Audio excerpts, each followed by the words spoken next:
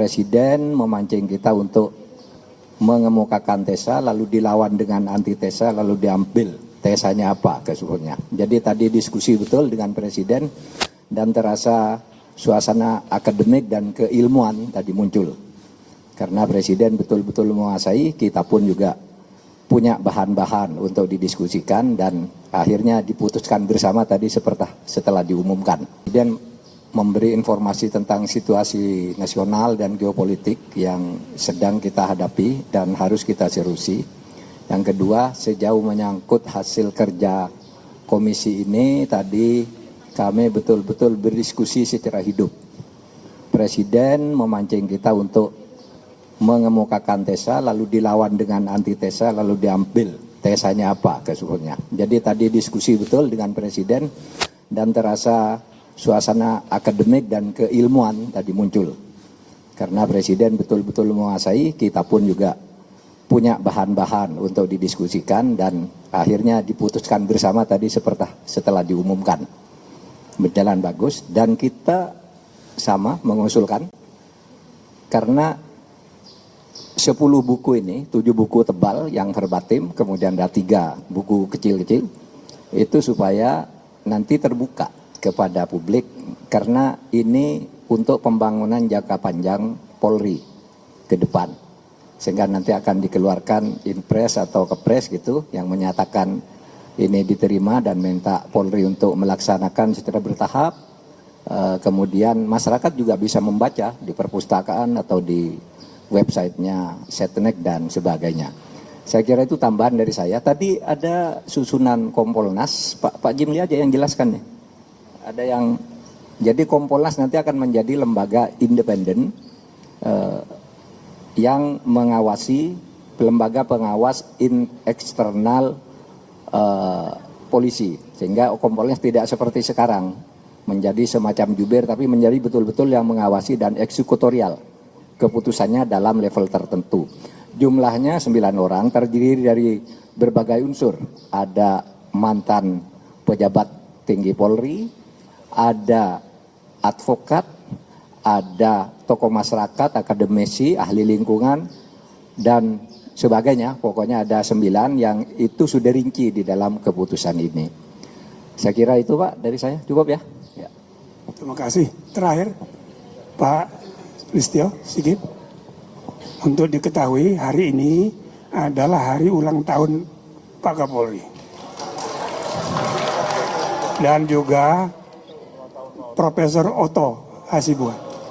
Bareng, cumain Pak Kapolri 57, beliau 71. Dan hari lahirnya jam 5 subuh, tanggal 5, bulan 5, tahun 1955. Itu beliau. Saya persilakan apa? 05. Kalau Presiden 08 ya 05. Saya persilakan Pak Sigit. Terima kasih Bapak Ketua Tim Reformasi dan seluruh anggota Komisi Reformasi. Pada prinsipnya kami menambahkan apa yang tadi disampaikan oleh pimpinan serta anggota yang lain bahwa Polri pada prinsipnya segera menindaklanjuti terkait dengan usulan-usulan yang memang kami rasa ini akan terus membuat institusi Polri ini menjadi lebih baik. Penguatan Kompolnas tentunya tadi menjadi bagian yang akan segera kita laksanakan. Penempatan di luar struktur kami segera akan rapatkan dengan Menteri Menko Hukum, dan kemudian juga terkait dengan masalah tata kelola kami sudah susun untuk mana yang masuk strategi green, strategi jangka pendek, menengah dan panjang. Dari prinsipnya Polri menyambut baik hasil rekomendasi dari Komisi Reformasi Polri dan akan segera ditindaklanjuti. Terima kasih.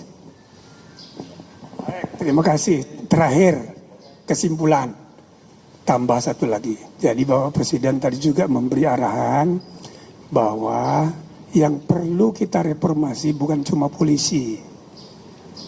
Apalagi kita sudah 25 sampai 27 tahun reformasi. terutama lembaga-lembaga penegak hukum ini juga memerlukan evaluasi. Sampai kekuasaan kehakiman juga perlu ada reformasi. Bukan hanya naik gaji, tapi juga ya secara menyeluruh terpadu.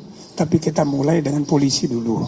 Saya kira itu arahan dari Bapak Presiden tadi sekaligus sebagai penutup.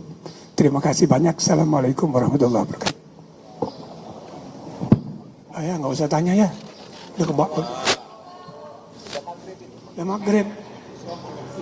Ayo tapi kesian. Dua aja.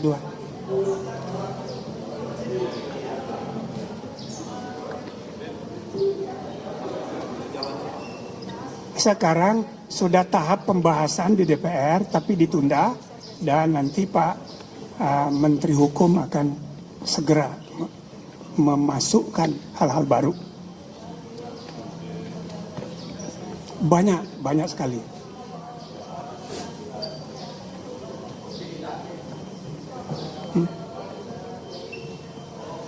Banyak, ada semua. Termasuk demilitarisasi budaya kerja. Masuk. Dan Bapak Presiden sangat peduli mengenai soal uniform, soal apa. Ya. Nah, nanti barangkali bisa ditambahkan Pak Ahmad Dopiri. Baik. Terima kasih Pak Ketua Komisi Prof. Jimli. Terkait apa yang ditanyakan oleh rekan-rekan dari media tadi, jadi substansi 6 hal itu, pertama berkaitan dengan aspek kelembagaan, dan yang kedua berkaitan dengan aspek manajerial. Berkaitan dengan aspek kelembagaan, muncul tadi terkait dengan struktural, itu larinya ke kedudukan. Kemudian terkait dengan instrumental, itu suprastruktur, regulasi dan aturan, serta infrastruktur, sarana prasarana dan peralatan, apakah itu alat peralatan keamanan maupun alat peralatan khusus. Dan yang ketiga, yang ini kultur tadi yang Mbak tanyakan. Ini ada rincian secara khusus dan sangat rigid. Itu dari sisi aspek kelembagaan. Yang kedua, nah ini yang sebenarnya apa sih kemudian reformasi Polri ke depan terkait dengan aspek manajerial. Itu meliputi 4 hal. Yang pertama berkaitan dengan sisi tata kelola, yaitu di bidang pembinaan dan di bidang operasional. Di bidang pembinaan 3 hal.